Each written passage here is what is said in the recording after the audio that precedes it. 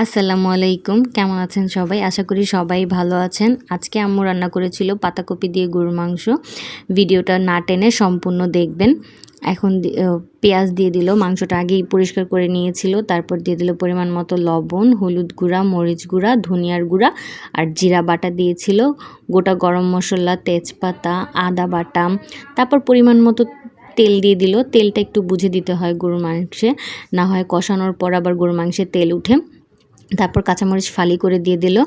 এখন মাংসটাকে হাতে ভালোভাবে মেখে নিচ্ছে।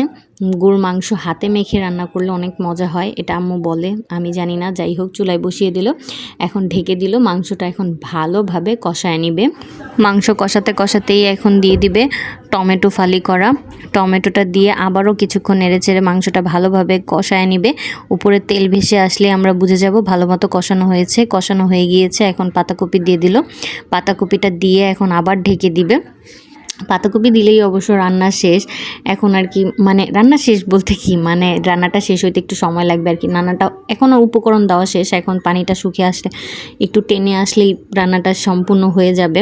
যাই হোক, আপনারা দেখতে থাকেন। আজকে ভিডিওটা ভালো লাগলে লাইক, কমেন্ট অ্যান্ড শেয়ার দিয়ে পাশেই থাকবেন। আমার ভিডিওটা কেমন লাগছে জানাবেন, ফাইনাল লুক দেখে যাবেন। আমরা অনেক মজা করে খেয়েছিলাম, আশা করি সবার ভালো লাগবে। এটা দিয়েছিল জিরার গুঁড়া। আজ এই পর্যন্তই, আবার আসবো নতুন অন্য কোনো ভিডিও নিয়ে। আল্লাহ হাফেজ।